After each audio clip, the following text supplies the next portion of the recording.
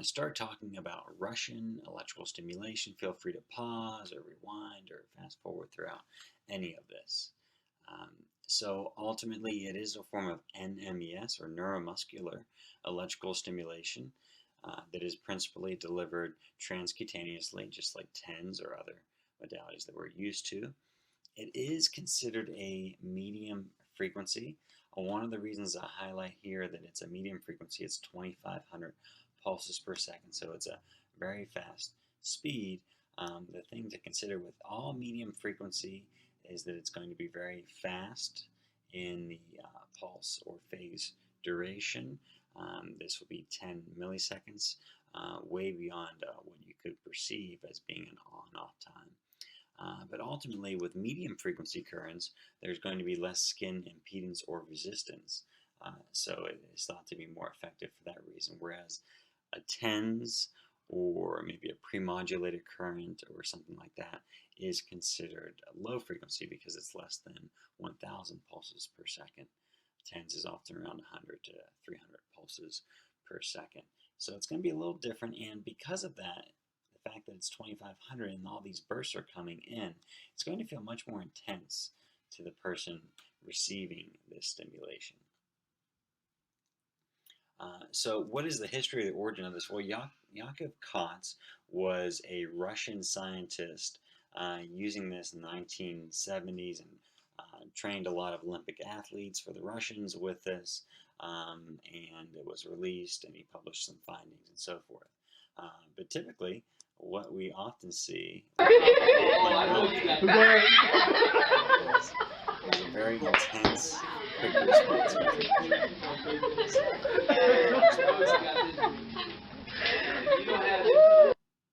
So that's what you get there. Note this setup, obviously.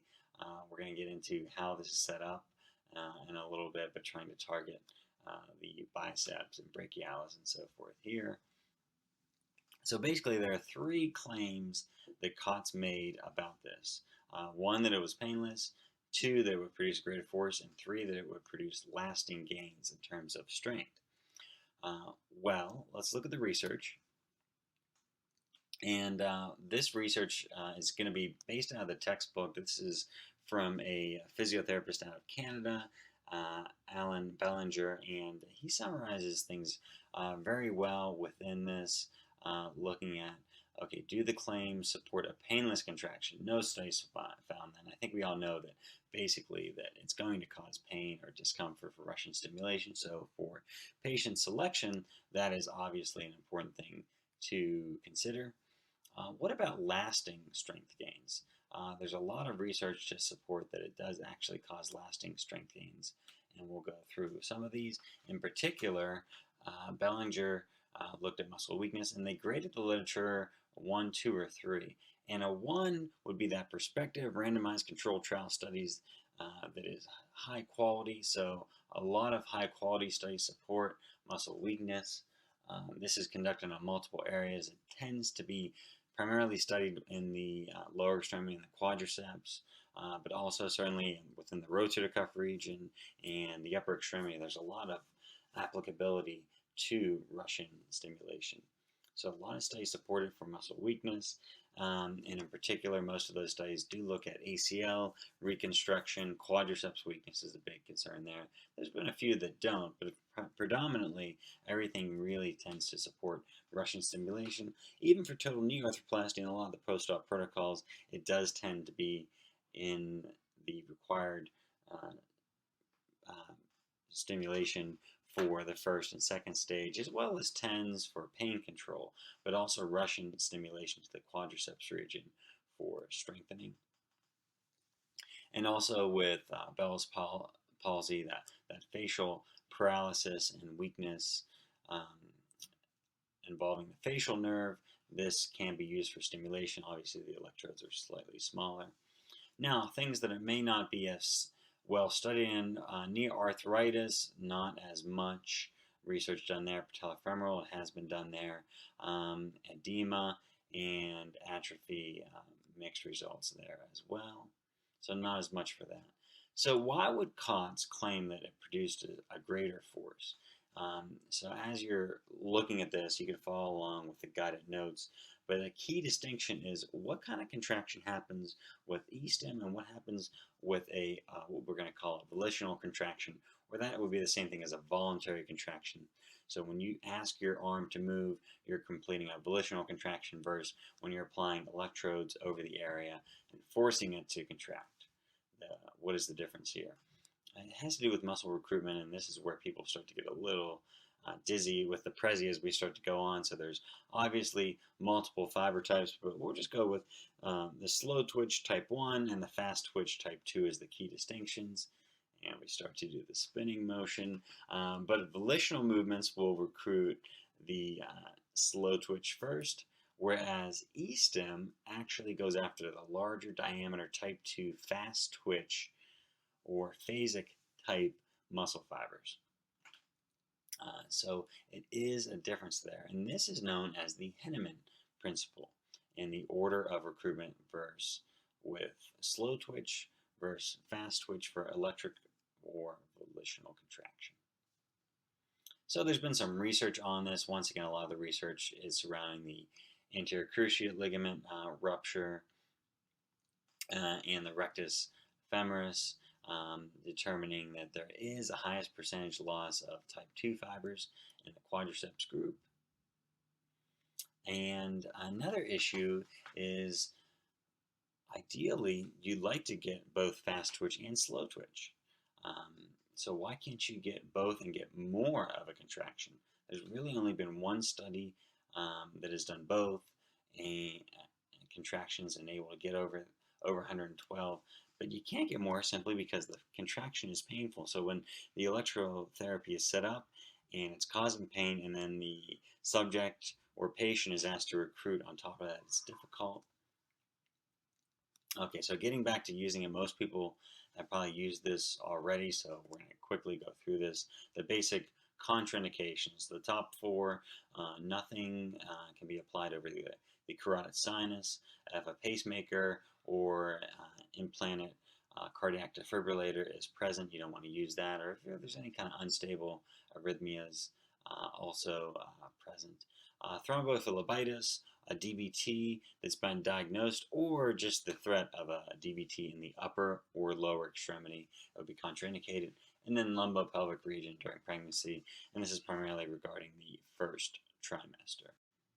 Okay, now for this next part, we're going to, let me allow this again, start to talk a little bit more about the parameters. Sorry, it's cutting off the screen a little bit there. But for the parameters for Russian stimulation, the muscle should be at a resting length or mid-length position or slightly lengthened. One of the issues with this is you want the most ideal amount of cross-bridge formation possible, and also to realize that when a Russian waveform is applied to muscle, the muscle will contract. So you want the muscle in a safe and comfortable position in case it does have to contract. Oh, now it comes in a little bit better. Anyway, so that's basically there. But for the main parameters, one, we're dealing with intensity. So how much do you turn that dial up when the electrodes are in place and the E-Stim is ready to go? Most strengthening will occur within a 40 to 60% level. And MVC or MVC here, MVIC could be abbreviated either way, but we're looking at a maximum voluntary isometric contraction. So let's say you give someone a hand grip dynamometer. The max they can squeeze as hard as they can, maybe 100 pounds. That would be their 1 rep max for that, or 100%. So going along with this, that's really a parameter for healthy individuals. Michelle Cameron, the medical doctor out of California who writes the textbook on this, advocates as little as only of a 10% or 1/10 of their max contraction. That be maybe much more realistic, and probably what I would suggest more clinically is what you're going to achieve. Okay, make you a little dizzy again here. Now, one of the things to look at next is the duty cycle. So this is the on time versus the off time. Now, one of the issues is if you have a very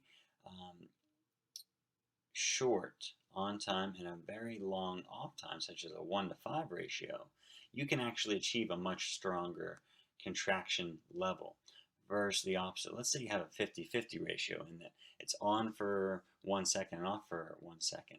The issue is when, as you start to apply the treatment, you're not able to get as much of a contraction because the muscle doesn't give as much rest time, so it can't replenish its ATP stores, oxygen cannot get in there as quickly, and so forth. So you do want to use a longer rest time. A lot of people like to get in there and put Russian E-Stim on for 5 seconds on, 5 seconds off, but it's just too much of an intensity issue and not enough recovery time for the muscle to contraction to occur.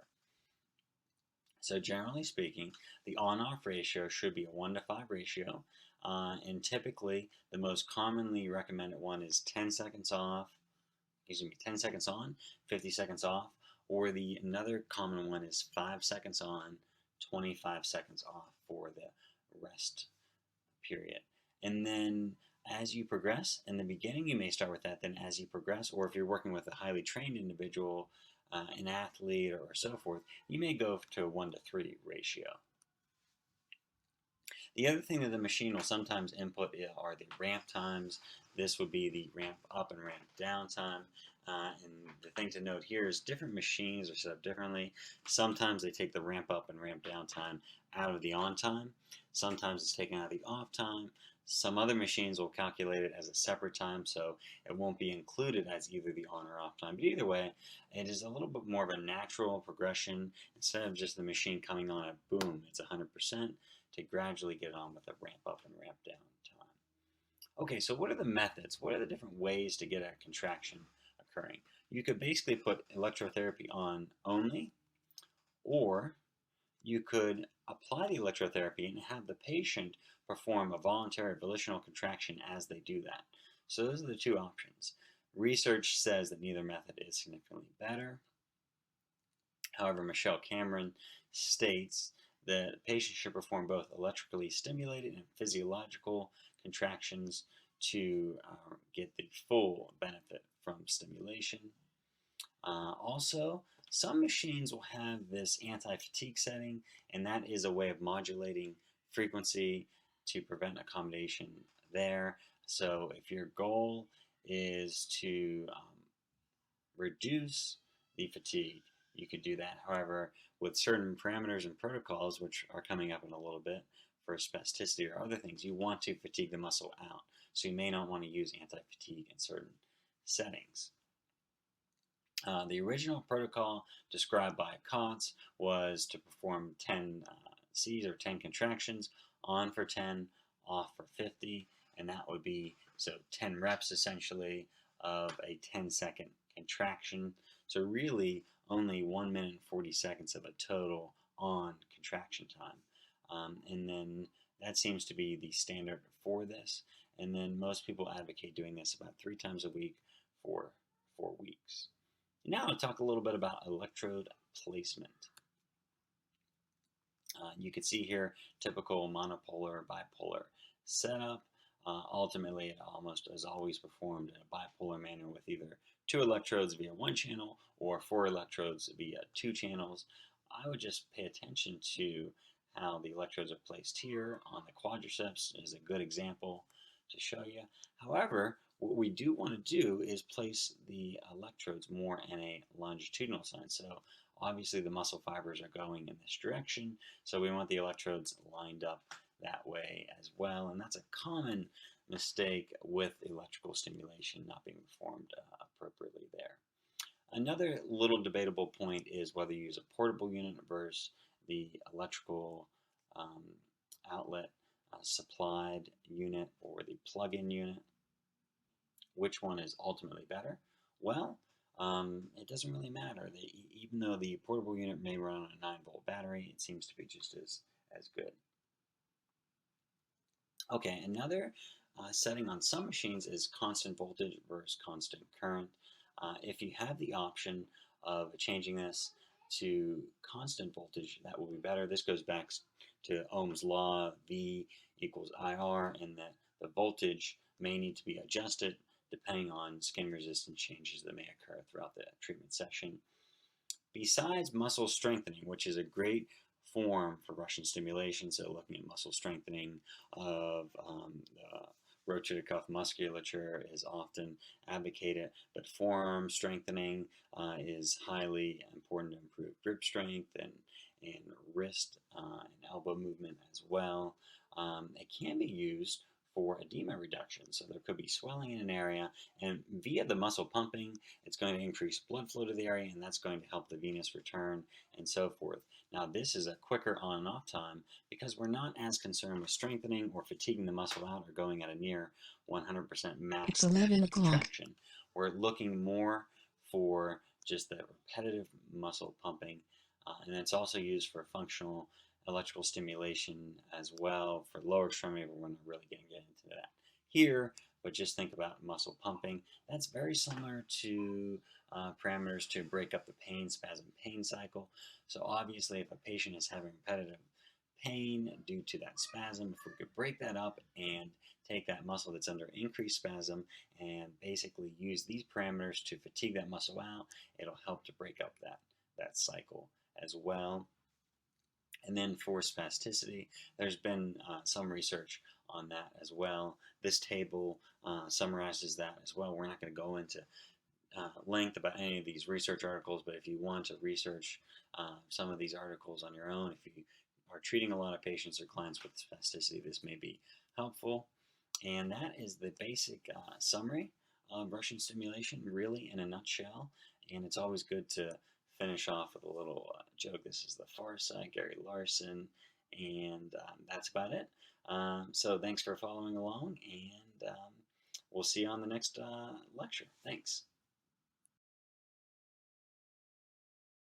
So before beginning Russian stimulation, you're going to go ahead and test the patient's sensation with sharp or dull. After this is complete, you can go ahead and prep the area where you're going to be placing the electrodes with an alcohol wipe. And make sure you place the electrodes at least an inch apart and running in the same direction of the muscle fibers. Once you've positioned your patient, you can go ahead and select the Russian parameters. Here we're going to change over to constant voltage, which may be a more comfortable setting for the patient due to the changing skin resistance as the muscle contracts. Our duty cycle is at 50%. Our cycle time on for 10 seconds, off for 50, with a burst frequency of 50 bursts per second and a ramp of 2 seconds.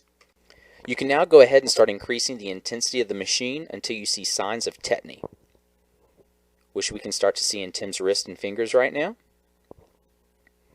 Once you've selected the proper intensity, you can go ahead and press the start button, and the machine will run your patient through the proper Russian protocol.